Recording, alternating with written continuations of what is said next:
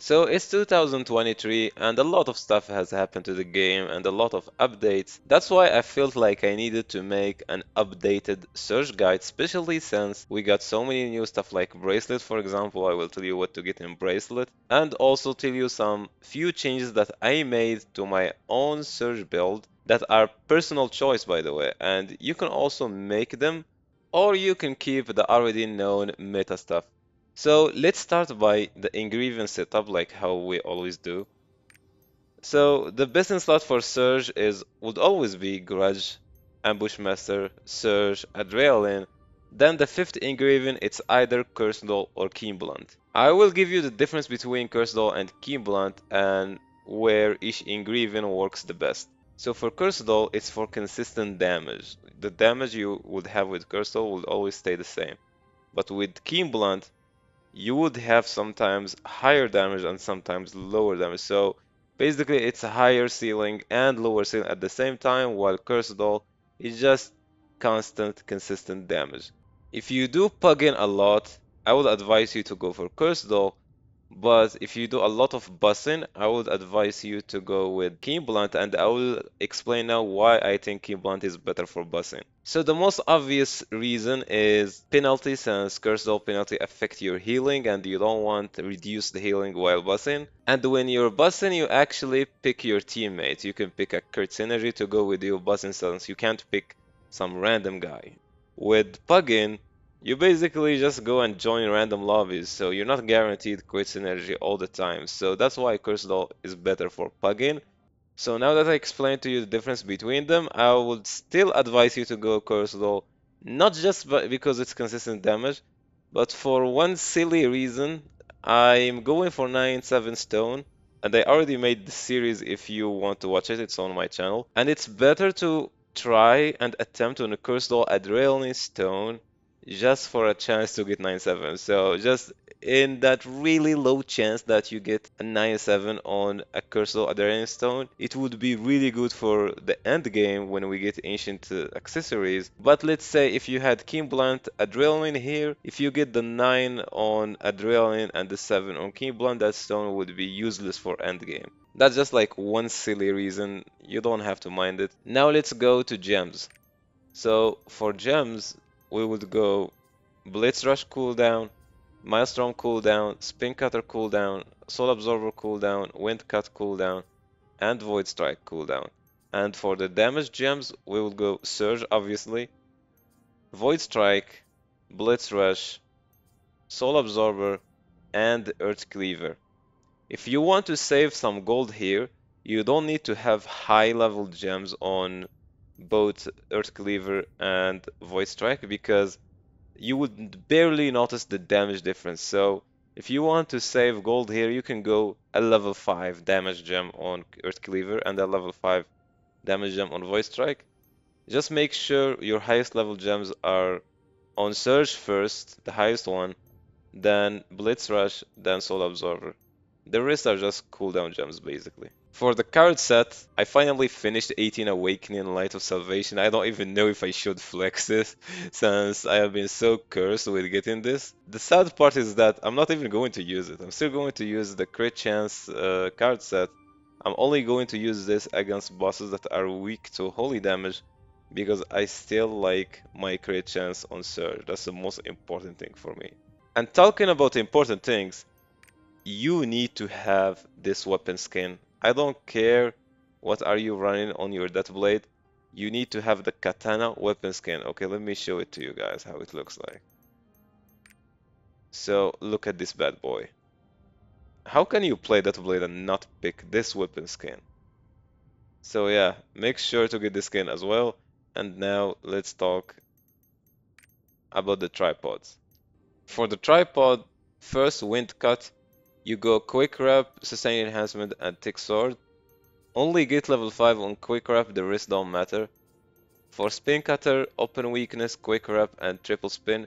You can run level 4 quick wrap on this, it doesn't matter, level 5 as well is good. Dark Axle, Swift Finger, Tenacity, and High Axle. You don't need level 5 on this, whatever you have. Soul Absorber, Swift Fingers, Fist of Darkness have all 5. Earth Cleaver, push, weak point detection, and earth explosion. You can run them at level 4, it's not a problem as well. For Maelstrom, Orb Control, Dark Order, only Dark Order on level 5. You don't necessarily need this at level 5, it's just an extra. Blitz Rush, for Blitz Rush, Vital Point Hit, Dark Charge, and Shadow Rush all at level 5. For Void Strike, here is the change that I made to my build. This is personal preference. So most Deathblade players go Orb Control. In my case, I go Swift Fingers because I noticed that I don't really need Orb Control even when I'm surging early, even when I'm surging at 15 stacks. I don't really need this to fill up the rest of the meter. So this is for me kinda useless, and removing it didn't impact my gameplay at all. That's why I'm preferring Swift Fingers. So you can go either Orb Control or Swift Fingers, both are good options. Void Zone and Dark Dimension, and you don't need Void Zone at level 5 as well, this is just an extra. For the runes, Galewind the legendary on Blitz Rush, Overwhelm legendary on Earth Cleaver, Galewind on Dark Axle, Quick Recharge on Windcut, Welt on Void Strike, Galewind on Soul Absorber, and then Rage on Spin Cutter. This is as well my personal preference. Galewind on Maelstrom. Some Deathblade players run Focus here for the mana, or Bleed for extra bit of damage. I don't have mana issues, so I don't need Focus. And I don't necessarily need Bleed here for extra damage. I rather have Galewind because I hate how slow this skill is. So you can either do this or one of the options I said. And now let's talk about the rotation. For the rotation, I would give you a rotation that will work for you at any given time at any raid. So basically a noob-friendly rotation. Because you have to understand one thing is that when you're playing Surge, there isn't a one rotation that you spam in every raid at every given time. Sometimes you would find yourself doing different rotations depending on the raid. So that's why I will try to give you a noob-friendly rotation that will always work for you at any raid. So you would start it how you always start any Surge rotation. Wind Cut, you enter Art mode so you can reset the cooldown, then Spin Cutter, into Wind Cut again, then you use Soul Absorber, then you use Blitz Rush, and then you use Earth Cleaver, then Maelstrom, then Void Strike, and you finish the remaining stacks with Spin Cutter.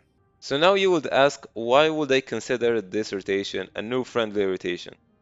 It's because I'm like telling you to use Soul Absorber and Blitz Rush both so early on, which means even if you're slow with the class, at least you will be able to land your two hardest hitting skills, and it doesn't matter what you do after it, because let's say I told you to delay them or I give you another rotation. If you are too slow, the boss is about to disappear, then you will be like forced to surge without using Blitz Rush or Soul Absorber. So this is like the best rotation to start with, and also delaying Earth Cleaver means you have more room to counter, which means you don't need to use your counter so early on, and then when the boss is like has a counter pattern, you don't find anything to counter with. And why Maelstrom and Void Strike till the end?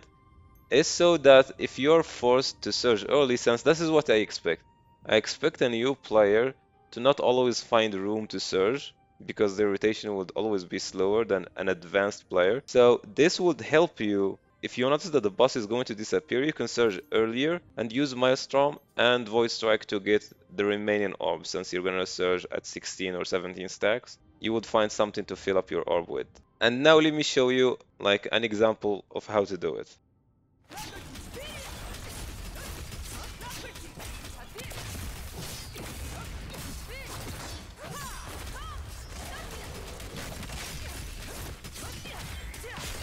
So basically that's how you do it. As you can see, it's smooth and you can repeat it for unlimited amount of time, and you can use it to learn the class.